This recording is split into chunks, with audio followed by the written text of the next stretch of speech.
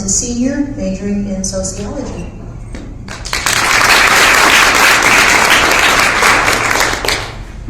Thank you so much. Can you hear me okay? Yes. I am so happy to be here. You have no idea. The Reentry Scholarship is a special gift. She wants it. And I do hope that by sharing my story with you today, it will highlight why it matters.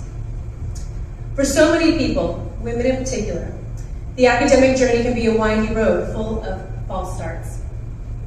I'm a Long Beach native, and whenever I meet other Long Beach natives and they realize we're about the same age, they inevitably ask me, "What high school did you go to?" To which I always reply, "All of them." And they're like, "No, really, what high school did you go to?" And I hate this question. Okay, Wilson is my heart. But I also went to Jordan, Reed, Lakewood. I am literally the poster child for reentry. I wish somebody would have told me so many years ago, or I wish I would have known, that I suffered from severe academic anxiety. Anxiety attacks and panic attacks would plague me at every turn. Make sure I'm gonna check my notes. Just 1 second. Oh, to make matters worse, when I was supposed to be laying a foundation for an educational future, I was spiraling. Right after divorce, my mom realized that she could no longer afford to keep me in private school. So in the middle of the year, in 7th grade, I transferred to public school. And that would have been hard for anybody. But even though I was in one of the best districts in Long Beach, certainly one of the most affluent, I was bullied so bad. It was like the movie Carrie, but like worse. I was terrified to speak or participate in class, and my grades reflected that inability. Partly to get away from the abuse, and partly because of my grades, I was sent to continuation school, where you do anything but learn. Now you should know that I love learning. I've always had a passion for learning. I loved reading, I loved writing, I loved words. I started writing poetry at a really young age. I kept a journal and I took it everywhere I went. Back in those days, there was one coffee shop on the east side of the LBC. It was called Midnight Espresso. It was on 2nd Street, and that was where I spent all of my time. I hung out with college students, and they turned me on to books, ideas, music, and I wanted to be one of them. I idolized them. So in 1988, I stood in a 3-hour-long line for the privilege of maybe enrolling in Long Beach City College. That was before the internet. I thought I had all of my ducks in a row. Apparently my ducks were all over the place. And it was not to be. I was only 16, and at the end of that academic year, I would become a high school dropout. I was 25 by the time I got my GED. It was a little over 5 years later, right after 9/11, I lost my mother to cancer, and I found my way back to Long Beach City College. This time, I was aggressive. I took nothing but general education classes, and I laid a foundation. That lasted until life got in the way. I couldn't afford it. I fell in love, I got married, and I had zero plans of ever returning to college.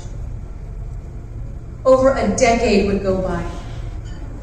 And not until my husband was losing his battle with alcoholism and depression did I feel the calling to return. I went back to Long Beach City College with a modest goal of getting a certificate in alcohol and drug counseling, in the hope of saving my husband, if not the marriage.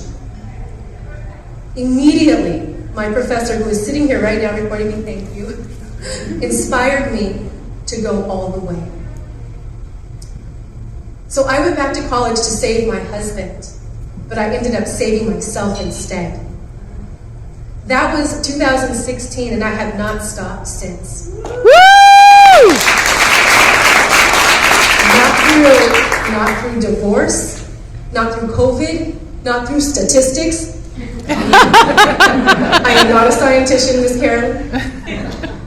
And not through debilitating stage fright. I have discovered and honed so many skills in my time here at Cal State University Long Beach. And I was so afraid to come back to in-person classes. I was so terrified to come back. But what I didn't realize is that it created this full circle moment that I didn't know I needed that was going to be one of my greatest gifts.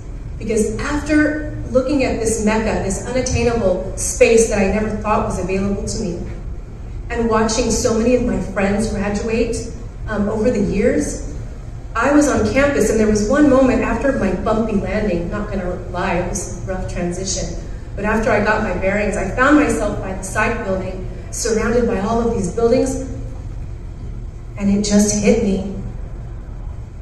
I was here. I made it. All those years and all of those tears. And to top it off, these last year and a half has been the happiest years of my entire life. I'll be 51 when I graduate in June. And thank you. It's so bittersweet. It's so bittersweet because I need a break. Okay, I do. That is real.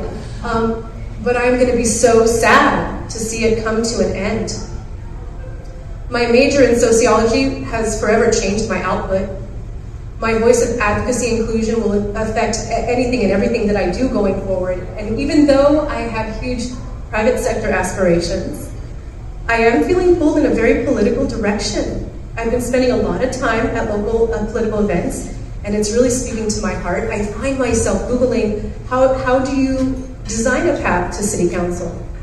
How does one become a speechwriter? I want to work in front of the camera or on stage.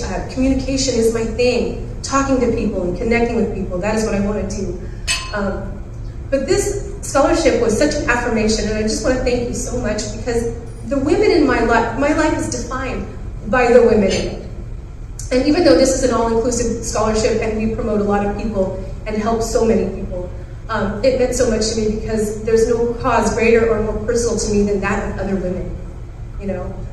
So I want to thank you very much for the opportunity to speak and be here and everything.